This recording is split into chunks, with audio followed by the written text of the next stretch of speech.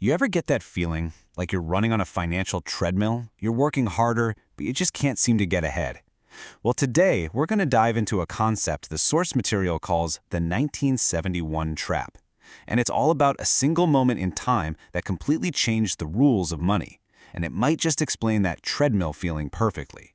The source material starts us off with this absolute bombshell from Henry Ford. What's he really saying here? Well, essentially that if we all truly understood how money works, we'd be furious.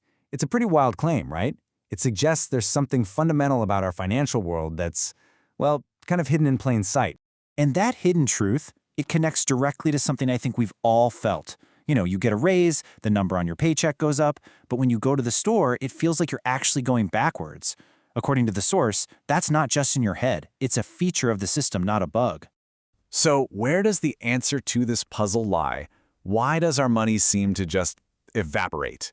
Well, it all goes back to one single, incredibly important day, August 15th, 1971. Remember that date. It's the key to this whole story. Okay, so to really get what changed on that day, we've got to go back in time. We need to look at the world before 1971. This was a time the source calls the golden anchor, a world built on a very different kind of money, a world of stable money. For a long time, the global economy was on something called the Bretton Woods system. Now, the idea behind it was actually super simple. Every single US dollar was basically a claim check for a real physical amount of gold held in a vault. It wasn't just paper, it was a promise for something real. Now, think about what a system like that means for your life. Because, you can't just print more gold, right? So the amount of money was limited, and that made it stable. Prices for things didn't just skyrocket overnight. And maybe most important of all, the money you put away in savings would buy you about the same amount of stuff a decade later. Your savings actually held their value. But as you've probably guessed, that stability, it didn't last. So let's get to it. The 1971 pivot. The day the entire game of money was changed forever. So here it is, the big moment. You have the before times with dollars backed by gold. Then, on August 15th, 1971, President Nixon gets on TV and announces that the U.S. will no longer exchange its dollars for gold. He cut the cord. And just like that, the entire world entered a brand new era, the Fiat system. An era where money is no longer backed by gold, but by trust. So what the heck is fiat currency, anyway? Well, the name comes from a Latin word that means let it be done. It's basically money by decree. It's not valuable because it's made of something precious. It's only valuable because the government says it is and, because we all agree to believe it. Its entire worth is based on that collective trust. I mean, the difference between these two systems is it's night and day. Think of it like this. The gold-backed dollar was like a casino chip that you knew you could trade in for a specific prize. The fiat dollar, it's more like a raffle ticket. Its value depends on how many other tickets are in the jar. And the government can just keep printing more and more tickets whenever it wants, making your ticket less and less valuable. All right, so if we're not digging gold out of the ground anymore to back our money, where does all this new money actually come from? Well, get ready for this. The source calls this next part, how money is made, a recipe from nowhere. Okay, so here's the simplified recipe, and it's kind of mind-blowing. Step 1, the government needs to spend more money than it brings in from taxes. So the Treasury issues an IOU, which we call a bond. Then the Federal Reserve buys that bond.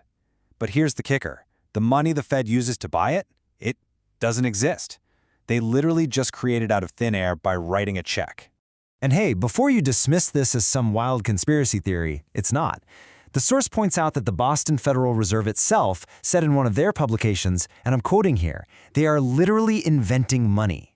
Wow. They're just telling us how the magic trick works. But wait, it gets even crazier. That's actually just a tiny piece of the puzzle. According to the source, a massive 97% of all money is created by regular commercial banks. When you take out a mortgage or a car loan. The bank doesn't lend you another customer's savings. They just type the numbers into your account, and poof, new money exists. So all of this money from nowhere, this system of trust, it leads us to the real heart of the matter. Let's dive into what the source calls the debt-based trap, and more importantly, what it means for you and your wallet. All right, try to get your head around this because it's a big one.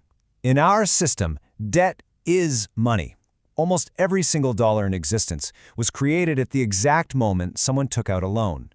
Which leads to a truly wild conclusion.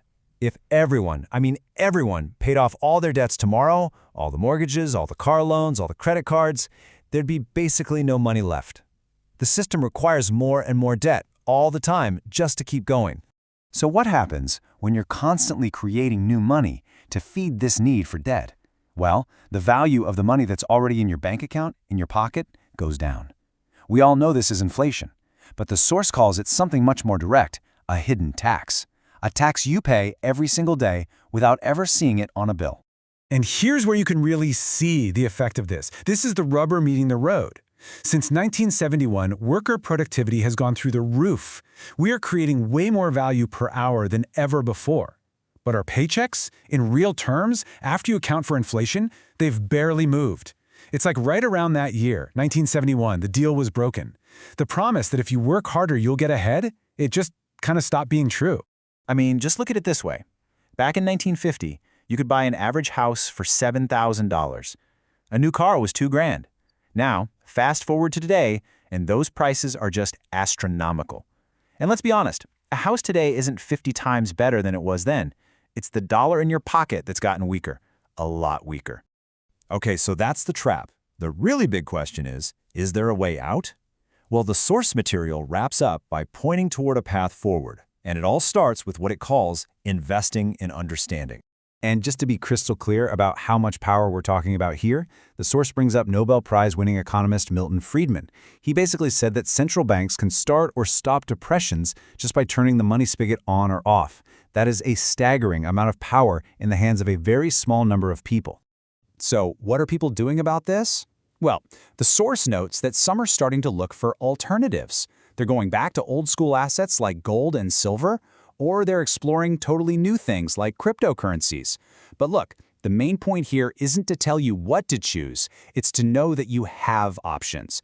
And of course, you absolutely have to do your own research before you jump into anything.